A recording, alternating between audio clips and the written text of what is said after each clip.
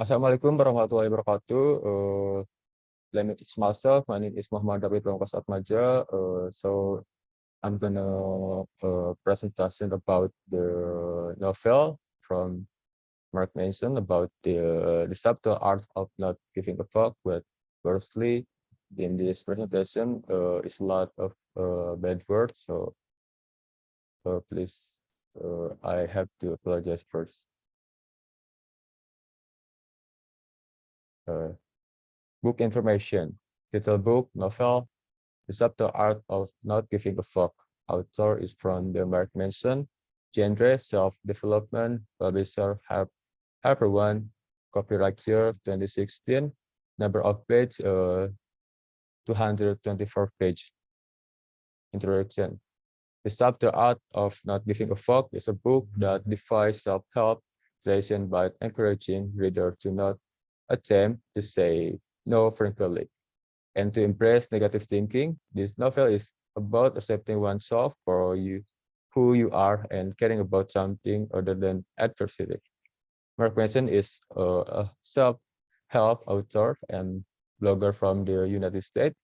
He had written 3 books as the 2019, 2 books which were the New York Times bestseller, the Subtle Art of Not Giving a Fuck, and Everything is Fuck, a book about hope. Over 13 million copies of his book have been sold. So, summary of each chapter. Chapter 1, Don't Try.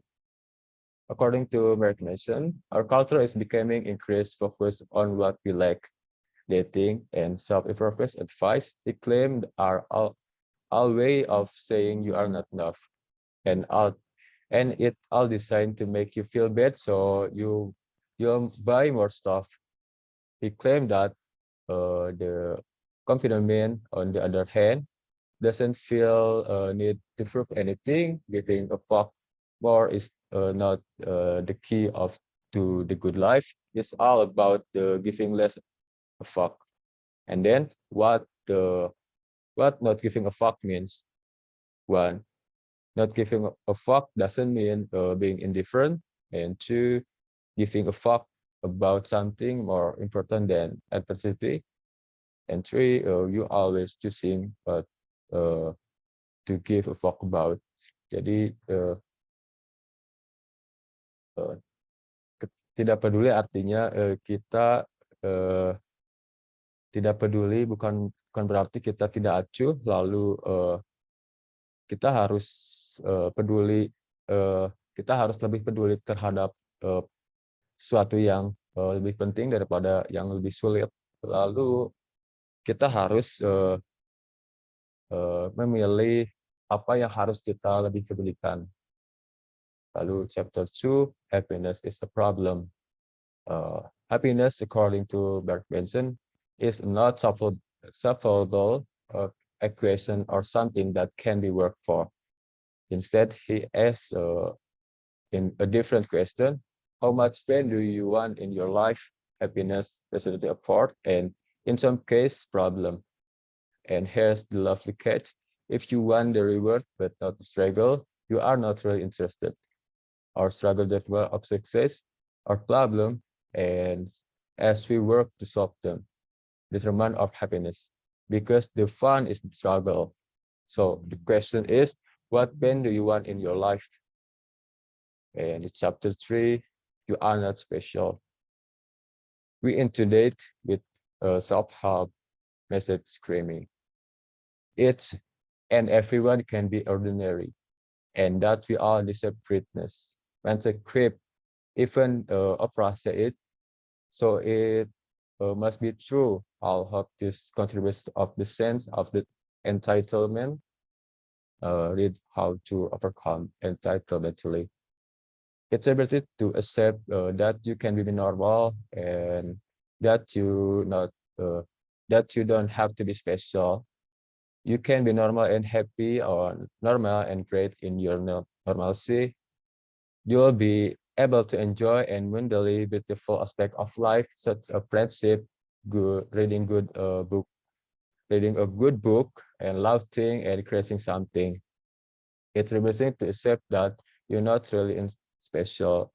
Jadi ada yang berkata kita deserve greatness. Lalu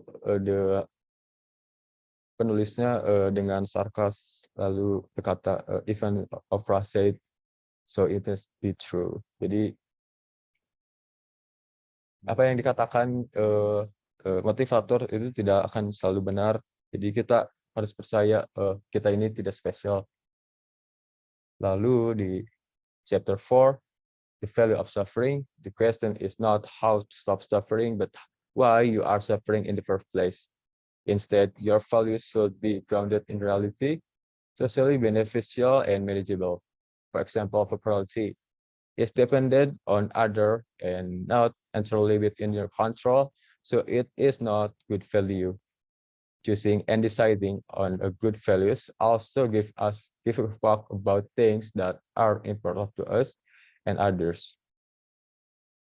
And chapter 5, you always choosing. Mark Manson say that we can always control what happened to us, but we certainly can choose what it meant to us and how we respond it. In chapter 6, you are wrong about everything. The author say that it's easier settling on certainties, even they are negative. And he suggests instead of resisting the temptation, being sure that to accept never knowing who you are, it will force you to keep an open mind and keep you striving to discover and find out. Some question Mark Mason recommend you to ask yourself, what if I'm wrong? And what will it mean if I were wrong? Will being wrong that's a better or worse problem? Mark ends saying that if you're in a situation where you screw up or everything is screw up, it far more likely is like you. Jadi Mark penulis membuat pertanyaan untuk diri kita sendiri, bagaimana jika kita salah? Lalu jika itu sudah terjawab, apa yang bagaimana what it will bagaimana apa yang terjadi jika kita salah? Lalu apakah jika kita salah membuat masalah menjadi lebih baik atau lebih buruk?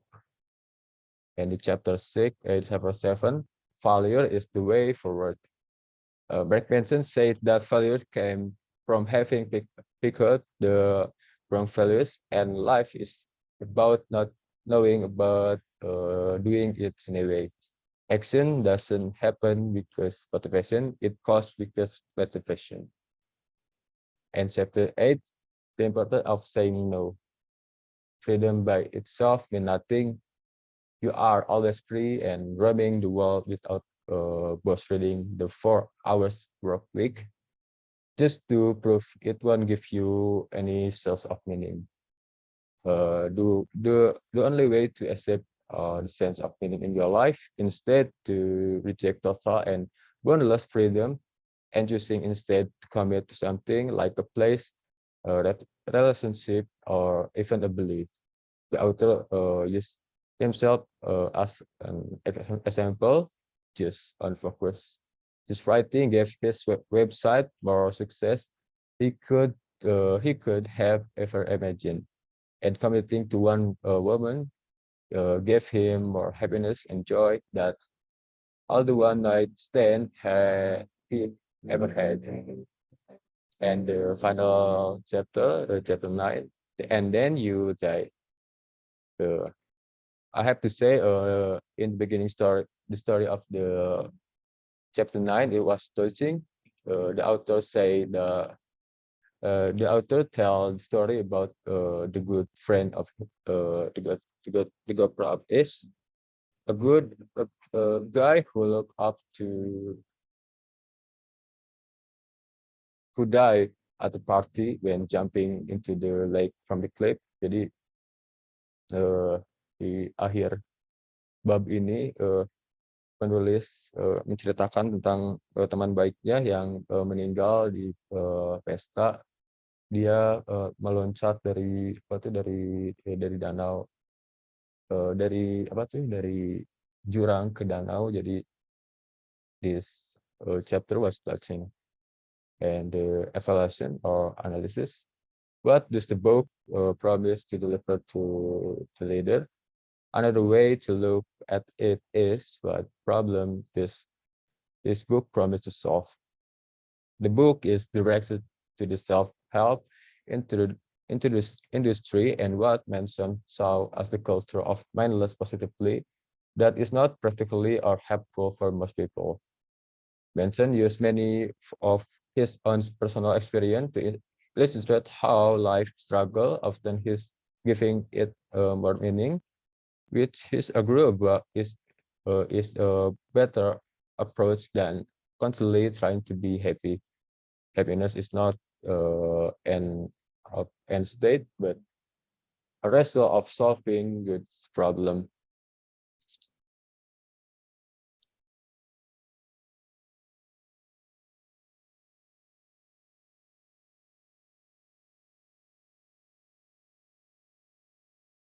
Jadi buku ini merupakan reaksi apa yang dijanjikan buku ini terhadap pembaca. Cara lain melihatnya adalah masalah apa yang dijanjikan buku ini untuk dipecahkan. Jadi buku ini merupakan reaksi terhadap industri swadaya dan apa yang dilihat penulis sebagai budaya positif tanpa berpikir yang praktis atau bermanfaat bagi kebanyakan orang.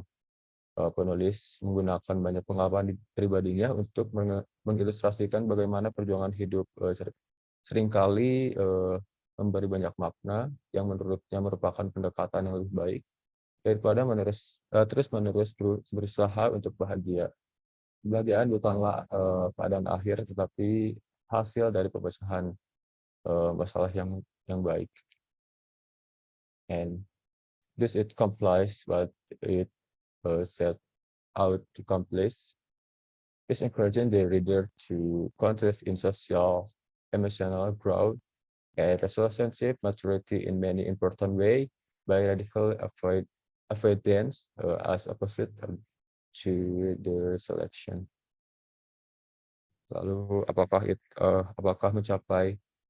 itu mencapai apa yang ditetapkan untuk dicapai?